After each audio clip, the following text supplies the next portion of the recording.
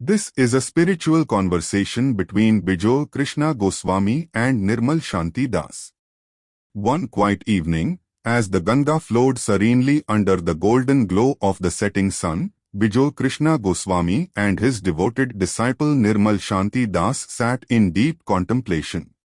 The air was filled with the fragrance of tulsi and sandalwood, while the distant sounds of kirtan echoed from the temple courtyards.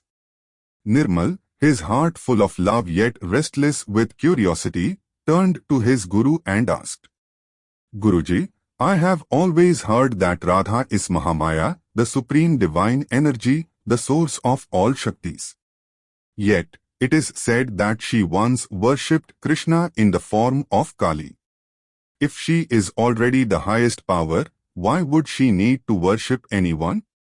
Bijoy Krishna Goswami smiled, his gaze filled with the depth of divine wisdom. He gently picked up a small clay lamp that was burning beside him and asked, "Nirmal, tell me, what gives this lamp its light?" Nirmal answered, "Guruji, the flame gives the light." The Guru nodded. "And what fuels the flame?" "The oil inside, Guruji." Bijoy Krishna Goswami smiled and leaned forward. "Now, tell me, is the flame different from the oil that sustains it?" Nirmal thought for a moment. "No, Guruji, they are connected. Without oil, the flame cannot burn." The Guru's eyes twinkled with realization. "Exactly. In the same way, Radha and Krishna are not two, they are one soul in two forms. But just as a flame sometimes grows brighter by touching another source of energy, so too does divine love manifest in different ways." Bijoy Krishna Goswami then continued, his voice filled with devotion. "Radha's love for Krishna is beyond all understanding, it is the highest form of divine unity. Yet, during one of their divine pastimes, she experienced an intense separation from Krishna. In that moment of unbearable longing, she saw Krishna not just as her beloved but as the ultimate cosmic power, the one who pervades all of existence. In that state, her heart called out to him in his fierce and absolute form, Krishna Kali." Nirmal's eyes widened. "Krishna Kali? Guruji, do you mean that Kali is also Krishna?" Bijoy Krishna Goswami nodded. "Yes, my child. Krishna and Kali are not different, they are two expressions of the same supreme reality. Krishna is the all-attractive, playful Lord of Vrindavan, while Kali is the fierce, all-devouring force of time and dissolution. But in truth, both are one. The deeper mystery, why did Radha worship?" Still, Nirmal had another doubt. "But Guruji, if Radha is Mahamaya, why did she need to worship at all?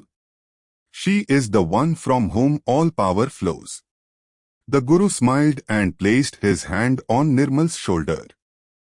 "Because love is higher than power, my child. Radha did not worship out of necessity, she worshipped out of prem, the deepest love. Even though she is the greatest shakti, her bhava, divine mood, is always of surrender to Krishna. In that state, she saw Krishna as her all-in-all, even as Kali, the one who controls time, space, and destiny." He paused and then continued with an even deeper revelation. Radha's worship was not ordinary. It was not the worship of a devotee seeking blessings, it was the worship of divine love itself, acknowledging that Krishna exists in every form, in every mood, and in every power. She, being Mahamaya, was not praying to an external deity, but recognizing that the Krishna she longed for was present even in the form of Kali. Nirmal sat in silence for a moment, absorbing his Guru's words. Then, with folded hands, he whispered, "Guruji, now I understand. Radha's worship was the highest expression of love. She did not pray because she was lesser, she prayed because she saw Krishna in everything, even in his most powerful and terrifying form. Her devotion was not out of need, but out of surrender. Bijoy Krishna Goswami smiled and blessed his disciple. Yes, my child. That is why Radha is supreme. Even though she is Mahamaya, she chooses to love Krishna above all. And that is why those who worship Radha will always reach Krishna, because she sees him everywhere, in all his forms, in all his divine play. As the night deepened, Nirmal sat in deep meditation, chanting softly. Radhe Krishna, Krishna Krishna, Radhe Radhe. Radhe Shyam, Shyam Shyam, Radhe Radhe. And for the first time, he felt Radha's divine presence everywhere, not just in the soft, loving form of Krishna, but in the fierce, all-encompassing energy of Krishna Kali. And he understood Radha did not worship out of powerlessness, but because true love sees the beloved in every form, at all times. Jai Shri Krishna. Jai Shri Radhe.